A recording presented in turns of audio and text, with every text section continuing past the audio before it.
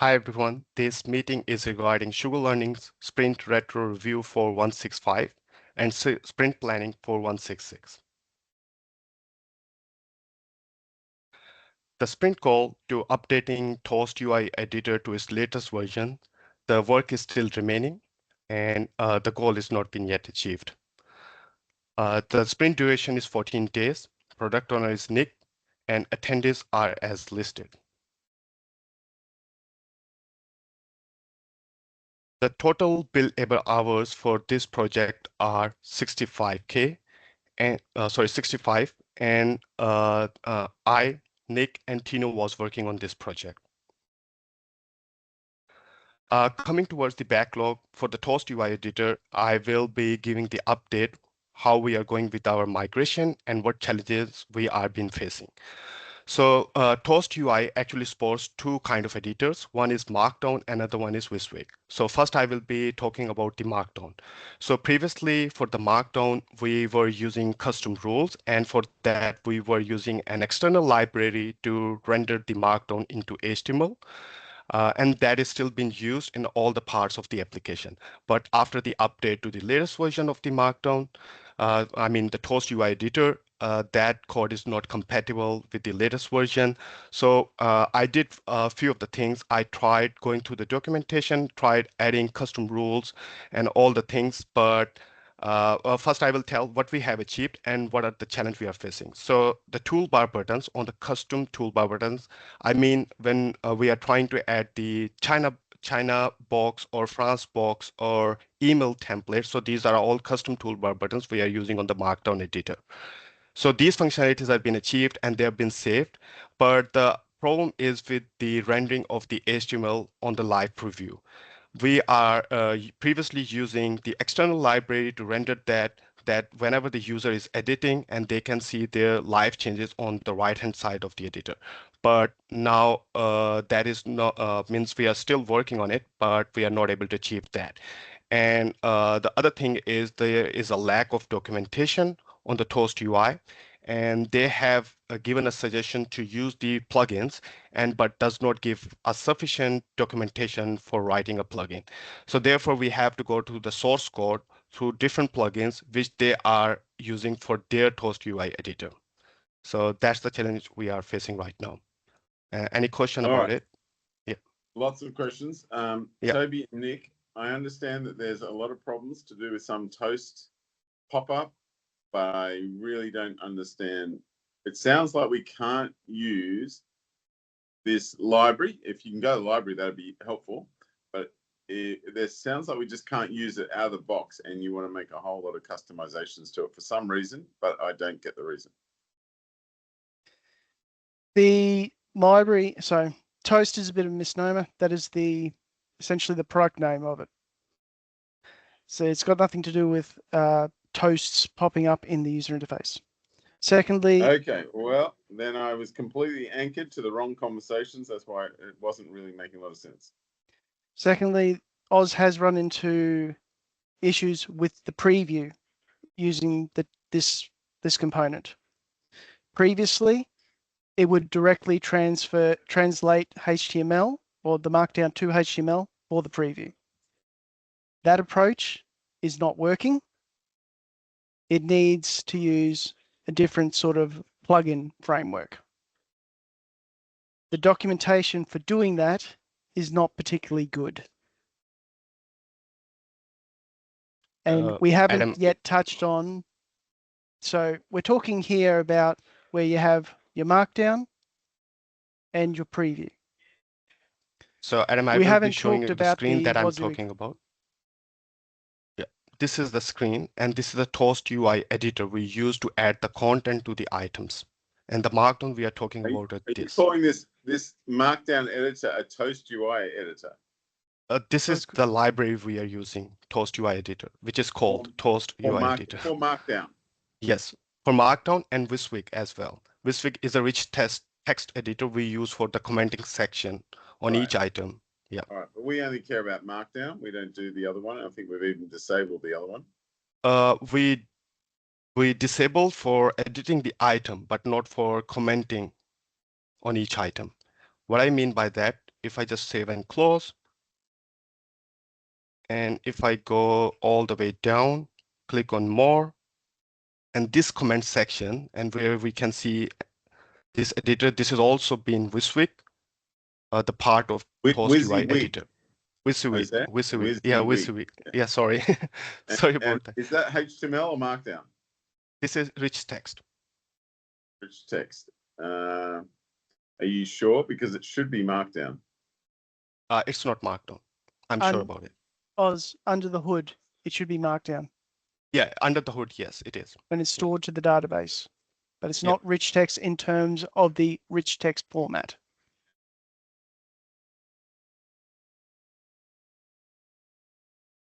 Do you understand, Oz? Yes, I do. I do. Sorry, I did not understand the question, but yes, I do. For visualization, it's kind of yeah. But So under the Adam, hood, you yes. would be happy if we just had this editor looking like the editor on the standard items page, where you have your markdown and your preview. I think so. I definitely would record this as a little thing before you do it. Why would we keep the rich text editor? Get you back down to Markdown. I don't understand. Yeah, I'm just expecting Markdown to a preview, Markdown to a preview. So I'm not fully getting what is going on here. And unfortunately, your big long description at the beginning, I was thinking, how can this possibly be all to do with a toast pop-up? Yeah. So that's probably why when you explain, just explain a bit and then show, and explain a bit and confirm the understanding. There's no point keep talking if you have no idea if everybody's on the same page. All right. I'm sorry. Do you want me to start again? Please no. With my explanation. Okay. Yeah. Let's. I've got Mehmet here too, so he's got a question. Can I just confirm? If this is Markdown to a preview, when I'm editing the Markdown, can I highlight a piece of text and in the toolbar press B or I to go bold or italic, or do I have to actually go asterisk or underline or slash? No, I've actually got to insert the Markdown myself to format the text. So let me bring the editor again. We can use the buttons and we can add ourselves as well. Let me bring that. Yeah, if I've got a toolbar, I think that's okay. But if it's just Markdown and I've got to manually put the short codes myself, that's probably a step backwards.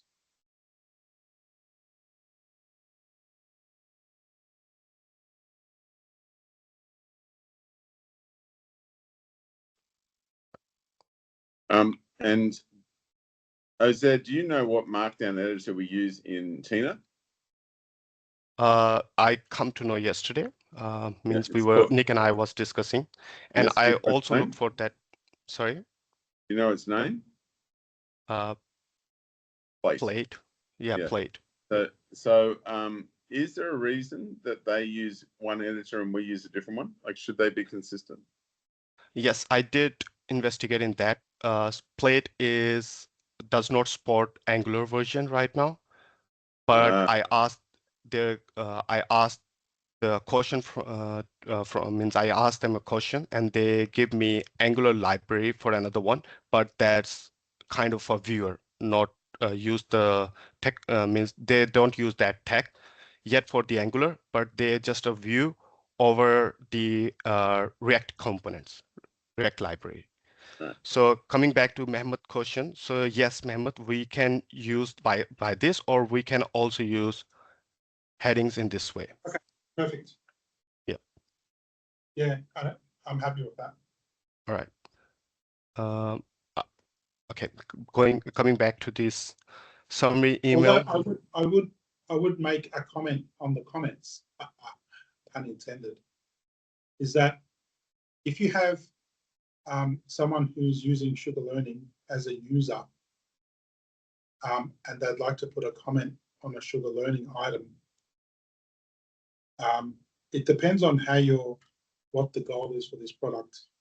Is that if you're going to make it a marketable and sellable product, making the comments enforce Markdown for someone is, I think, not a good user experience. Well, I think There's an argument to agree with what you said, but there's also a big argument to disagree. Adam, Hold on one second. If the users are editing using a Markdown editor and they're doing all those items, and then they move to the comments and it doesn't support bold and stuff, that would be weird experience. But you're thinking about it in the microcosm that is SSW. No, I'm thinking as a user of SugarLearning, they're just using a rich text editor in one area. Why isn't a rich text editor in another area? But as a user, Adam, as a user, not an author. Oh yes, but all users should be authors. They should be editing. You're thinking of SSW. You go to any other company, the users of the system are not going to be authors. There's going to be that's right. But if they don't want to use the toolbar, they don't have to use it. If they do want to use it, they can. But you shouldn't take away bold just because they might not be an editor. I didn't say that you should take away bold. I said that if you're putting a comment in, yes. If you're putting a comment in, having the rich text editor is a good option for a non-author. Yeah, I wouldn't choose any solution that doesn't have a toolbar that I can press bold. No, but when you have the toolbar, okay, so put that if that's in Markdown mode and you go bold, it's going to go like asterisk, word asterisk. If you look at the Markdown view, but you're not looking at that. But I thought the conversation here was to take away the rich text view. Did I miss something? Because I came in a bit late. I didn't understand. No, the point is, so at the moment, the editing experience is suboptimal because we're using a very old version of the component. The point of this exercise is to get it to using a modern version. Okay. Right. So if I put a comment in and I bold it, will it be bolded in my editor? If I just type something now. Say demonstrate Oz. Hello Mehmet, and then just bold Mehmet. Okay, I write comment instead of Mehmet, and I will bold it. Yep. Write 2 words. Okay, all right, that's fine. Now hold on. Is this the new one or the existing one? Existing one. This is the existing one. That's the existing one. And all you're going to do is upgrade it. Is anything bad going to happen? Is it still going to work like that? Ideally, yes. So, who said what to make you worried? It's just I heard that we were going to make the comments have Markdown.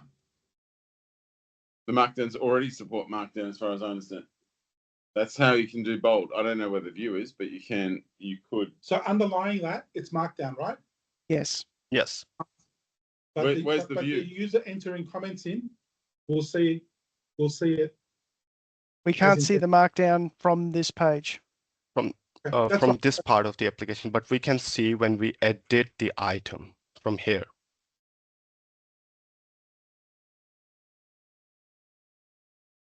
So, for instance, this is break.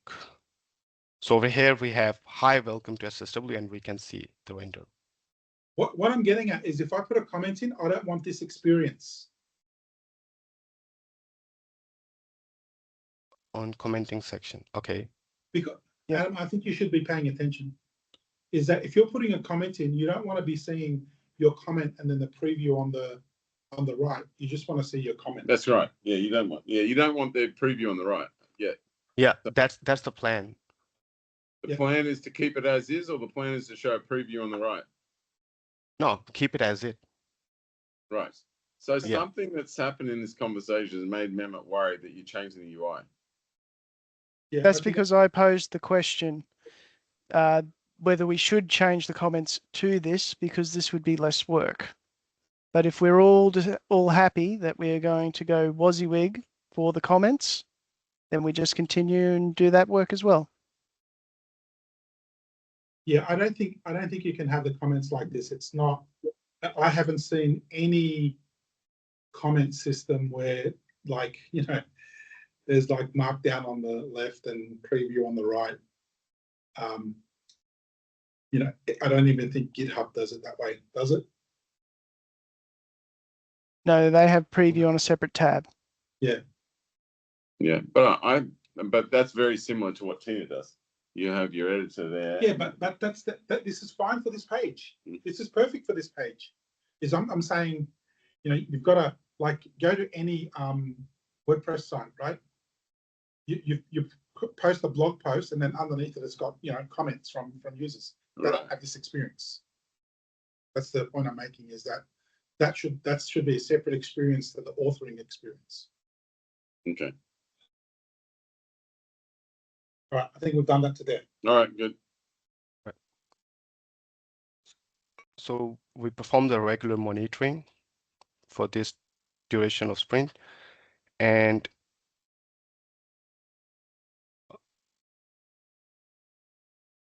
we have completed the sprint goal is not been achieved. The 33% has been completed during this sprint, and line coverage have remained the same to 25%. There was no deployment to any production environment this time. What's that? What's the line coverage? Is that your unit tests? Yes. Okay. Unit test. Yeah. Just to give you an example, on the project I'm working on at CER, the unit test coverage is 75%, and the goal is to get to 80. So just an FYI. No pressure. You should have seen it when it was at 11. All right, we're making increments. We have improved significantly from 11 to 25. Yeah. So yeah. The total number of failed requests increased from 533 over a 1 week period time to 1.4K over 18 days period.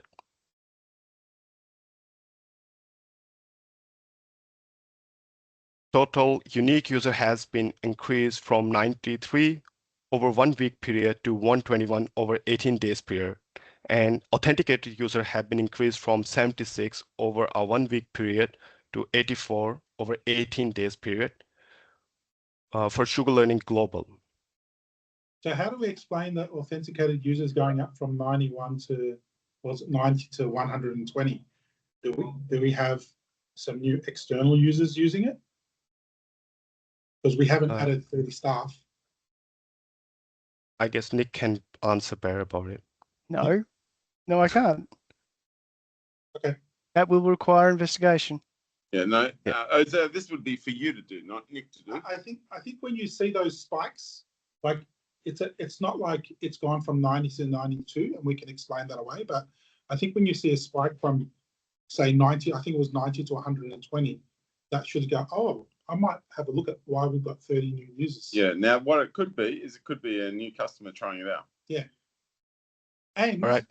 and more importantly, it's an opportunity. Like if you've got, say, BHP that have just put on, 20 users because they're trialing it, and the salespeople don't know about it, there's an opportunity for you to let them know, because they probably don't even know. That would be interesting too. Do new signups get pushed? Do new trial signups get pushed through to sales? No, that's a very good point. Yeah, a new trial. Yeah, should get pushed through to sales so we can give them a call. All right, I'll do the investigation on it. Yep. I think that should be a PBI. Sorry, Mehmet, can you please repeat? I said I think that probably needs to be a PBI. Like yeah. I'll be creating a PBI after this call. Yep. Okay. All right, cool. Who's scribing, by the way? It's being transcribed because this is a video recording. Yep, no worries. So Ozer's doing it afterwards, is he? The creating a PBI? Yeah, like the scribe. Like usually, Nick, that would be you, since he's doing most of the talking. It's all being recorded as we speak. Yeah, but we're not expecting Ozer to go back and listen to the whole recording. We're just, like basically you just give him a task. Make that PBI for this, or do this in the chat. I think we should have a quick look at what the actual underlying cause is, because in the last sprint we did do some editing. Oh, actually, no, it was a couple of sprints ago to update the user annotations on the requests being logged. So it may well be a fault there. So don't if worry that's about a fault, the reason. Yeah, you're correct. Ozer should look this up himself, and probably should have looked it up prior to starting this. But the point is, if we say, hey, fix that UI or fix that, you can just give him a little note so that he can do it after. Yep. Yeah, and I think there's two points. One is it'll be interesting to know why there's a difference, but quite separate to that is that we should have a mechanism to notify the sales team that there's been like a new SugarLearning sign up. Yeah. Just an FYI, because they'll see it and they go, oh, that's like, you know, Acme Corp. I know that guy. He's not going to buy it. Or hey, it's BHP. I better get onto that person and see if I can set up a meeting. Right. But right now they don't know. Okay. Okay, I will continue. All our products. Yeah, we should. It should be generic. Yep. Yeah. But SugarLearning can be a good example, and we can copy it with others. Sorry, carry on. Happy with that if I continue with the meeting? Yes. Yep, all right. So total unique users have been increased from 1 over a 1 week period of time to 3 over 18 days period, and authenticated users have been remained same from 1 over 1 week period of time for SugarLearning China, I'm talking about. For the product. I know you said a whole lot of stuff then. I was listening. I could not understand. Something increased over some period of days. Something remained. Yeah. So the previously Nick, can you just tell us quickly? Do you know what's happening? Total unique users increased over 1 week from 1 over a 1 week period to 3 over an 18-day period. Authenticated users remain the same. So unique users have increased by 1 from what to what? From 1 to 3. So we've gone from 1 unique user to 3. This is China, SugarLearning China. All right.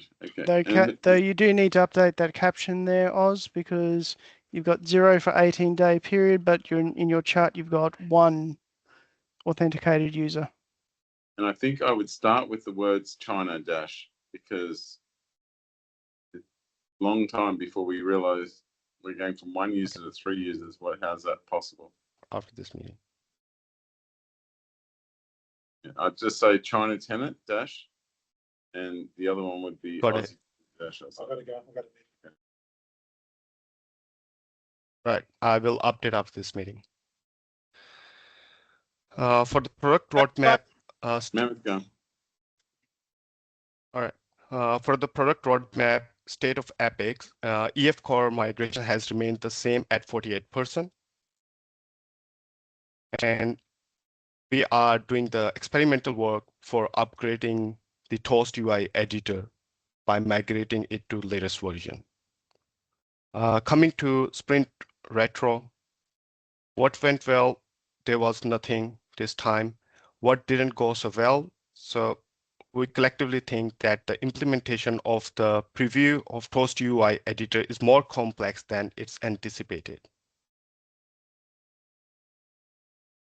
And for the improvement, Nick commented that consideration of other options for the editor, considering the other options for the editor. If you're happy with that, Adam, I will move to the forecast email summary. I'm happy with that.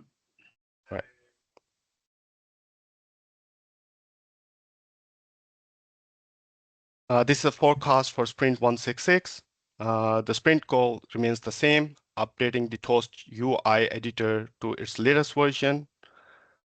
And duration of the sprint is 8 days. And attendees are as listed.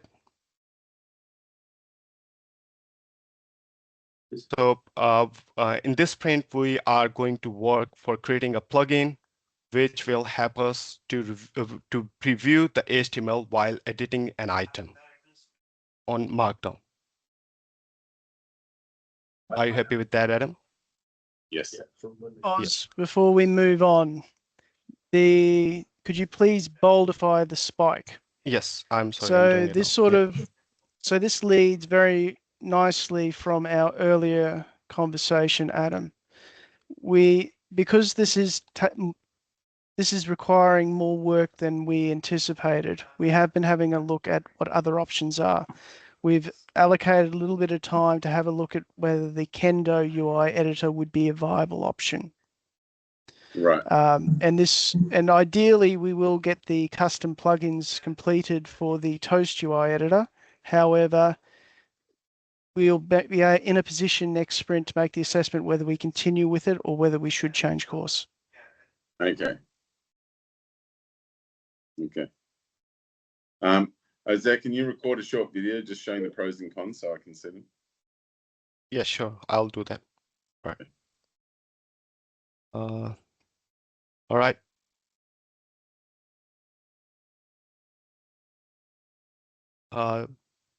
Video will be uploaded on SSW SugarLearning channel. See you next time. Thanks, Jose. Thank you.